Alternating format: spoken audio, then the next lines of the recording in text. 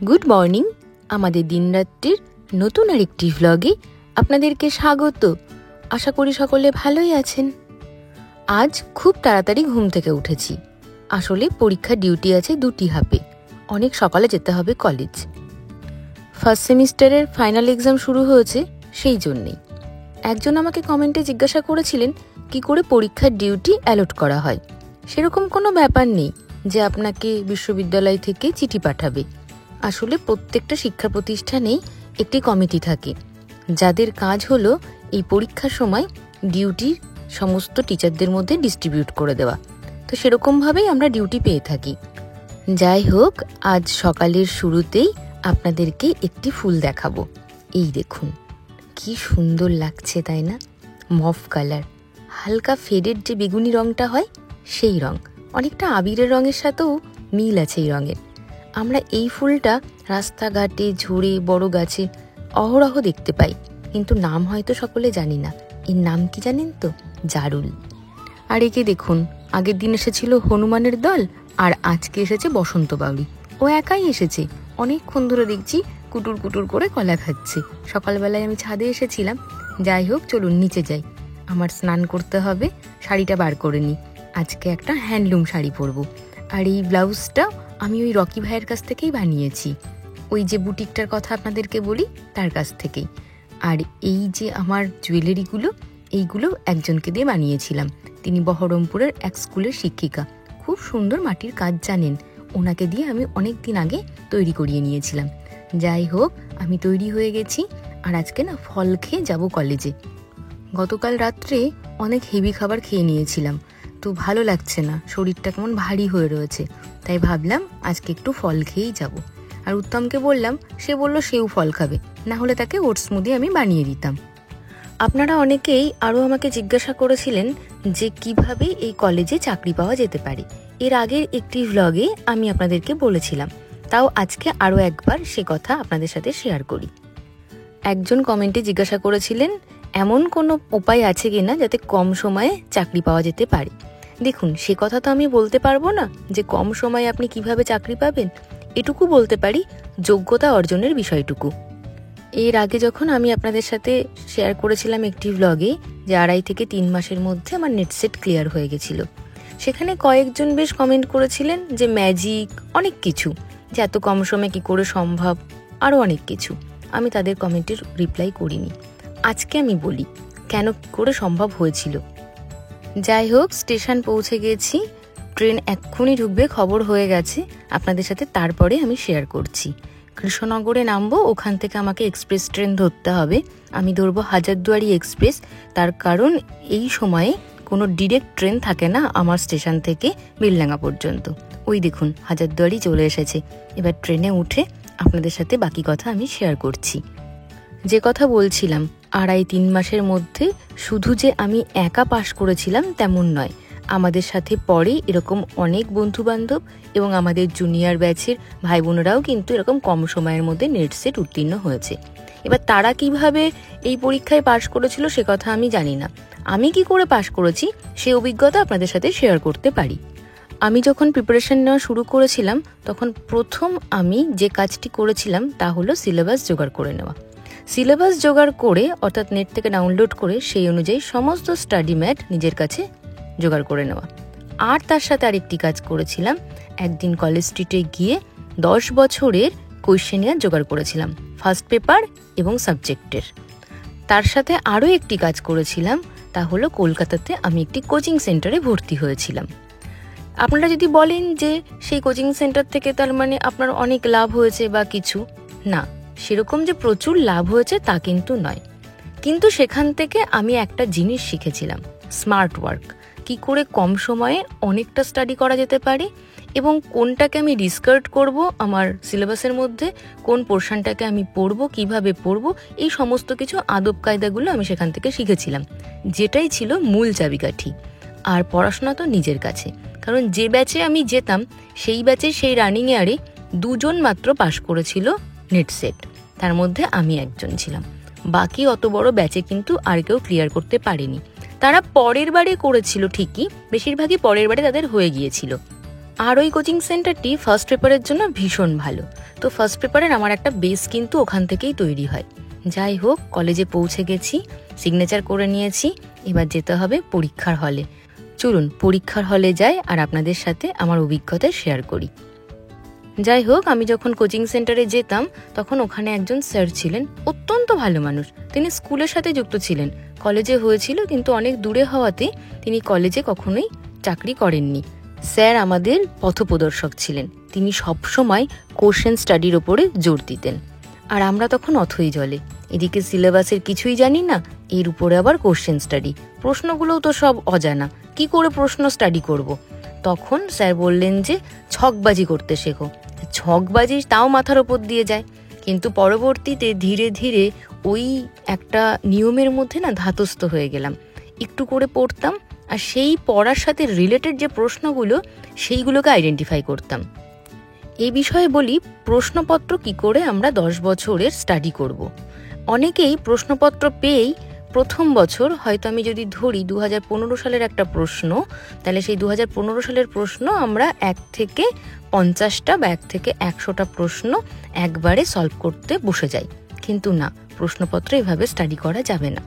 আমাদেরকে যেটা করতে হবে, মিনিমাম 3টে কি 4টে, খুব বেশি হলে 5টা ইয়ারের প্রশ্ন একসাথে রাখতে হবে নিজের পড়ার টেবিলের ওপরে পুরো খুলে। এবার দেখা গেল আমি যে চ্যাপ্টারটা পড়েছি সেই চ্যাপ্টারটা আমাকে, ওই চ্যাপ্টার থেকে কী কী প্রশ্ন এসেছে প্রত্যেক বছরে সেইগুলোকে আইডেন্টিফাই করতে হবে। এভাবে প্রশ্নপত্র স্টাডি করলে যেটা হবে, যখন আমার সিলেবাস শেষ হবে বা প্রত্যেকটা চ্যাপ্টার শেষ হবে, তখন কিন্তু সাথে সাথে কি কি প্রশ্ন ওই চ্যাপ্টার থেকে আসতে পারে, বিগত 10 বছর ধরে এসেছে, সেইগুলো কিন্তু আমার একটা তালিকা তৈরি হয়ে যাবে আমার কাছে। আর শুধু যে সেই প্রশ্ন কটার কি উত্তর আছে ততটুকুই দেখবো তেমন নয়, সেই উত্তরটি বাদ দিয়ে এমসিকিউ যেহেতু হয় 4টে অপশান থাকে, তাহলে একটি অপশান কারেক্ট হলো, 3টি অপশান রং আছে, সেই 3টি অপশান সম্পর্কেও আপনাকে যেটা করতে হবে, তথ্য সংগ্রহ করতে হবে। এইভাবে যদি কেউ পড়াশোনা করতে পারে তাহলে অনেক বেশি সহজ হয়ে যায় কিন্তু এই নেট সেট ক্লিয়ার। আরও একটি কথা বলি, এইভাবে করার পরে দেখা যাবে যে 1.5 মাস বা 2 মাসের মধ্যে আপনার সমস্ত প্রশ্নপত্র সমস্ত কিছু স্টাডি হয়ে গেছে।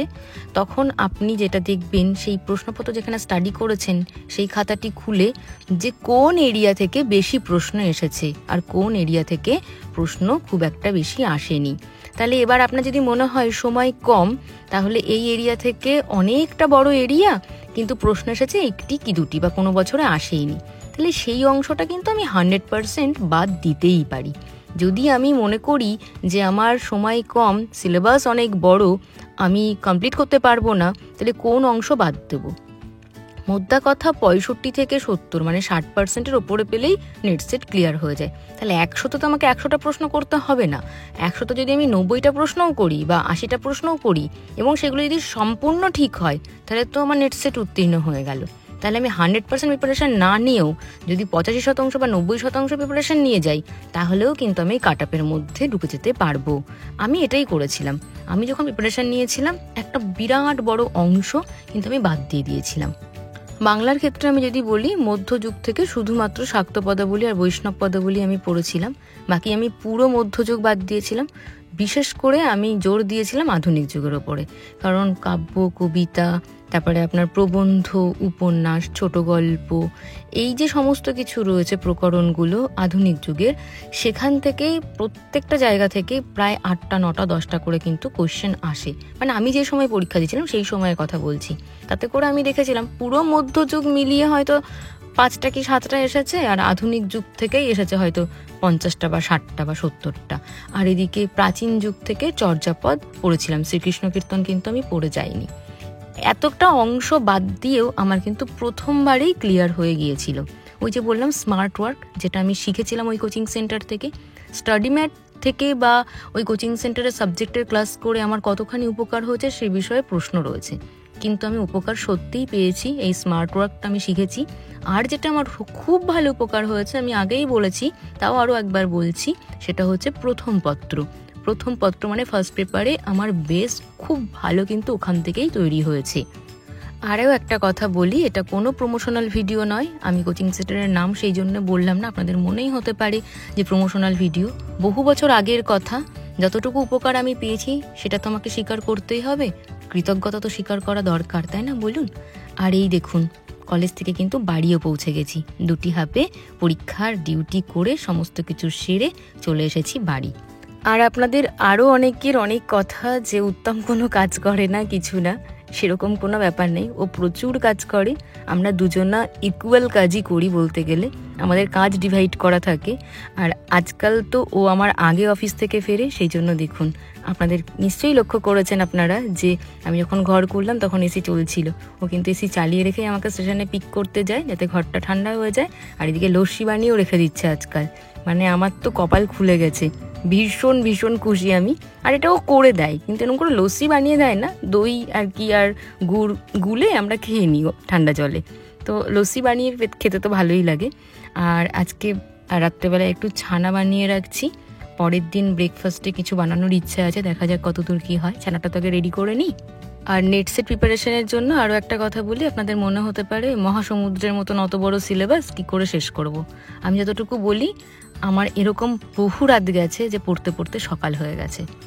আমি তখন আমার মায়ের বাড়িতে থাকতাম, আমার যে স্টাডি রুমটি ছিল, একটা ছোট্ট রুম, 5-7 একটা খাট আর একটি ছোট্ট কম্পিউটার টেবিল আর একটি ছোট্ট বইয়ের র্যাক ওই রুমটিতে আছে। আপনাদের সাথে ওই রুমটি কখনো শেয়ার করব আমি ভিডিও, তখন দেখবেন, খুবই ছোট্ট। আর একটা ছোট্ট চেয়ার ওখানে পাতা যেত। তো আমি যেটা করতাম, খাটটাকে আমার টেবিলের মতন করে ব্যবহার করতাম, আর চেয়ারটা ছিল আমার বসার জায়গা। আর সমস্ত বইপত্র খাটের ওপরে ছড়ানো থাকতো।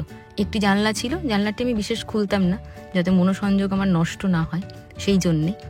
আর তখন ধ্যান ছিল একটি, যে এবার পাশ করতেই হবে, পাশ করতে না পারলে পারে এই সুযোগটা আমি আর পাবো না। আর এতটা সময় যে আমি ইনভেস্ট করছি, টোটালটাই আমার লস হবে। কি রান্না হচ্ছে কুমার? খিচুড়ি। All time my favourite. আরে বাবা, কত তেল দিয়েছো! ভাজবো না। ভগবান।